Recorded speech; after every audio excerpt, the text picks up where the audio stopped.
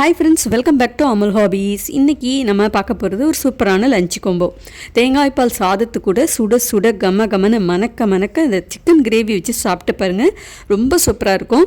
நீங்கள் லஞ்சுக்கு இந்த கொம்போ பிளான் பண்ணுறீங்க அப்படின்னா ரொம்ப குறிப்பிட்ட ஒரு குறைவான நேரத்திலே நம்ம வந்து சூப்பராகவே இதை செஞ்சு முடிச்சிடலாம். அது எப்படின்னு தான் பார்க்க போகிறோம். ரெசிபிக்குள்ளே போகிறதுக்கு முன்னாடி நீங்கள் இது வரைக்கும் நம்ம சேனலில் வர ரெசிபீஸ்லாம் தொடர்ந்து பார்த்துட்ருக்கீங்க, உங்களுக்கு பிடிச்சிருக்கு அப்படின்னா சப்ஸ்கிரைப் பண்ணிவிட்டு பாருங்கள். அப்போ தான் அடுத்தடுத்து வர ரெசிபீஸ்லாம் உங்களுக்கு மிஸ் பண்ணாமல் வரும். இப்போ வாங்க நம்ம ரெசிபிக்குள்ளே போகலாம்.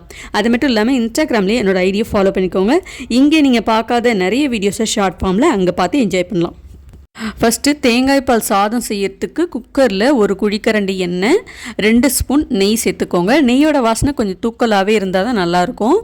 அதுக்கப்புறம் பிரியாணி இலை, பட்டை, கிராம்பு இதெல்லாம் சேர்த்துட்டு நெய்யில் கொஞ்சமாக நல்ல வறுபட்டதுக்கப்புறம் முந்திரி சேர்த்துக்கோங்க. முந்திரி சேர்த்து இந்த அளவுக்கு நல்ல பொன்னிறமாக வறுபட்டதுக்கப்புறம் ஒரு பெரிய வெங்காயம், காரத்துக்கு தகுந்த மாதிரி பச்சை மிளகா, கருவேப்பிலை சேர்த்துட்டு நல்லா வதக்கிக்கணும்.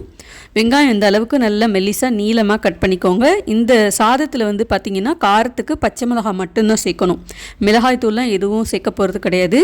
ஸோ காரத்துக்கு தகுந்த மாதிரி பச்சை மிளகா சேர்த்துட்டு ஒரு 1.5 ஸ்பூன் இஞ்சி பூண்டு பேஸ்ட்டும் சேர்த்துட்டு நல்லா வதக்கிக்கோங்க. நான் ஒரு 1.5 கிளாஸ் அளவுக்கு அரிசி எடுத்துருக்கேன், அதை நல்லா கழுவிட்டு ஊற வச்சுட்டேன். இப்போ அதுக்கு தகுந்த மாதிரி தேங்காய் பால் சேர்த்துக்கணும். சாதாரணமாக பிரியாணிக்கெல்லாம் 1:1.5 அந்த மாதிரி ரேஷியோவில் தான் நம்ம தண்ணி சேர்ப்போம் இல்லையா. இதில் 1.5 கிளாஸ் அளவுக்கு நான் அரிசி எடுத்துருக்கேன் அப்படிங்கிறதுனால ஒரு 1.25 கிளாஸ் அளவுக்கு தேங்காய் பால் சேர்த்துக்கிறேன்.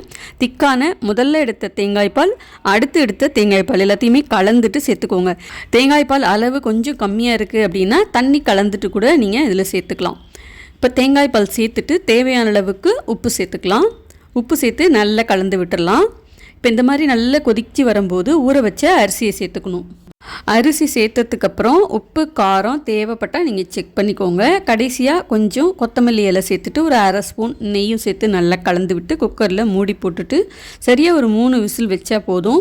நான் யூஸ் பண்ணுற அரிசிக்கு 3 விசில் வந்தால் கரெக்டாக இருக்கும். நான் வந்து பாஸ்மதி அரிசி யூஸ் பண்ணல, சாதாரணமாக நம்ம சமையலுக்கு பயன்படுத்துகிற அரிசி தான் யூஸ் பண்ணியிருக்கேன். நீங்கள் எடுத்துருக்கிற அரிசியை பொறுத்து இது விசில் வந்து எந்த அளவுக்கு வரும் அப்படிங்கிறத பார்த்துக்கோங்க. இப்போ இது வேகட்டும், அதுக்குள்ளார நம்ம சிக்கன் கிரேவி ரெடி பண்ணிடலாம். சிக்கன் கிரேவி செய்யறதுக்கு மண் சட்டியில் ஒரு 1.5 குழிக்கரண்டி அளவுக்கு எண்ணெய் சேர்த்துட்டு எண்ணெய் காஞ்சதுக்கப்புறம் பிரியாணி இலை, பட்டை, கிராம்பு, சோம்பு, 2 மிளகு, ஜீரகம் இது எல்லாத்தையும் சேர்த்து நல்லா பொரிஞ்சு வந்ததுக்கப்புறம் ஒரு பெரிய வெங்காயம் பொடியாக கட் பண்ணி சேர்த்துட்டு நல்லா வதக்கிக்கோங்க.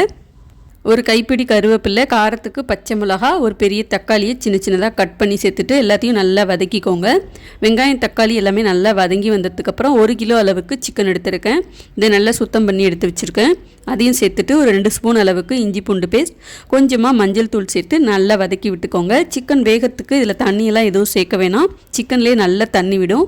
சிக்கன் வேகத்துக்கு ரொம்ப நேரம்லாம் ஆகாது. சமையலுக்கு தேவையான எல்லா பொருளுமே, அதாவது வெங்காயம், தக்காளி, கருவேப்பிலை, கொத்தமல்லி, பச்சை மிளகா என்னென்ன பொருளாக நமக்கு தேவைப்படுமோ எல்லாமே ரெடியாக எடுத்து வச்சுட்டோன்னா ரொம்ப சீக்கிரமாகவே ஒரு 10 நிமிஷத்துக்குள்ளே சமையல் முடிச்சிடலாம். சிக்கன் வந்து பார்த்திங்கன்னா நல்லா வதக்கிட்டு மேலவே கொஞ்சம் உப்பு தூவி விட்டுட்டிங்கன்னா நல்லா வேகிறப்பவே உப்பு டேஸ்ட்டோட நல்லா உப்பு இறங்கி சூப்பராக இருக்கும். பாருங்கள், இந்த அளவுக்கு நல்லா வெந்து தண்ணி விட்டு வந்திருக்கு பாருங்கள். இது மாதிரி தண்ணி விடும், அதிலே வந்து நல்லா வெந்துடும். அதனால் நான் தண்ணியெல்லாம் சேர்க்கவே இல்லை, தண்ணி சேர்க்க தேவையே இல்லை. சிக்கன் வெந்த இந்த தண்ணியை அப்படியே சூப் மாதிரியும் குடிக்கலாம், ரொம்ப டேஸ்ட்டாக இருக்கும். சிக்கன் நல்லா வெந்திருக்கான்னு செக் பண்ணி பார்த்துக்கோங்க. இதுக்கப்புறம் காரத்துக்கு நான் குழம்பு மிளகாய் தூள் மட்டும்தான் சேர்க்க போகிறேன். சைவம் அசைவம் எல்லா சமையல்லையும் சரி இந்த ஒரே ஒரு குழம்பு மிளகாய் தூள் மட்டும்தான் சேர்த்து செய்வேன். ரொம்பவும் டேஸ்ட்டாகவும் இருக்கும். அதே மாதிரி நல்ல கிரேவி கன்சிஸ்டன்சியும் நல்லா வரும், நல்லா திக்காக வரும். ஸோ நீங்கள் சிக்கன் மசாலா இல்லை கறி மசாலா எது வச்சுருந்தாலும் அதையும் வேணாலும் கூடவே சேர்த்துக்கோங்க. மிளகாய் தூள் சேர்த்துட்டு நல்லா ஒரு தடவை பரட்டி விட்டுட்டு உப்பு தேவைப்பட்டால் சேர்த்துட்டு கொஞ்சம் பச்சை வாசனை போகிறதுக்கு மட்டும் நல்லா மூடி வச்சு வேக வச்சிடலாம். அந்த மிளகாய் தூள் எல்லாமே சிக்கனோட சேர்ந்து நல்லா வேகணும்.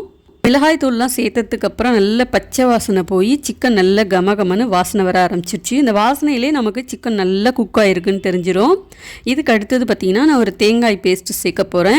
2 கைப்பிடி அளவுக்கு தேங்காய் துருவல், 1/4 ஸ்பூனை விட கம்மியாக பொட்டுக்கடலை, 1/4 ஸ்பூன் பெருஞ்சீரகம், 1/4 ஸ்பூன் ஜீரகம், 3 மிளகு, 1/4 ஸ்பூன் கசகசா சேர்த்து அரைச்சிட்டு இது கூடவே சேர்த்துக்கலாம். தேங்காய் அரைச்சி ஊற்றாமவே நல்லா கெட்டியாக சில பேர் வைப்பாங்க. ஸோ அது மாதிரி தான் நான் செய்வேன். அப்படின்னா நீங்கள் இந்த தேங்காய் பேஸ்ட்டை அரைக்காமல் இதை ஸ்கிப் பண்ணிக்கலாம். சிக்கன், மட்டன், மீன் எதுவாக இருந்தாலும் சரி தேங்காய் அரைச்சி ஊற்றி தான் செய்வேன். அது ரொம்பவும் டேஸ்ட்டாகவும் இருக்கும். நீங்கள் கண்டிப்பாக ட்ரை பண்ணி பாருங்கள், ரொம்ப நல்லாயிருக்கும்.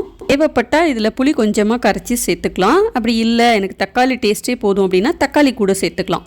தேங்காய் அரைச்சி ஊற்றுனதுக்கப்புறம் ரொம்ப நேரம் கொதிக்கணும்னு அவசியம் இல்லை. இப்போவே சிக்கன் கிரேவி ரெடி ஆகிடுச்சு. கடைசியாக கொஞ்சம் கொத்தமல்லி இலையை தூவிட்டு நம்ம பரிமாறலாம்.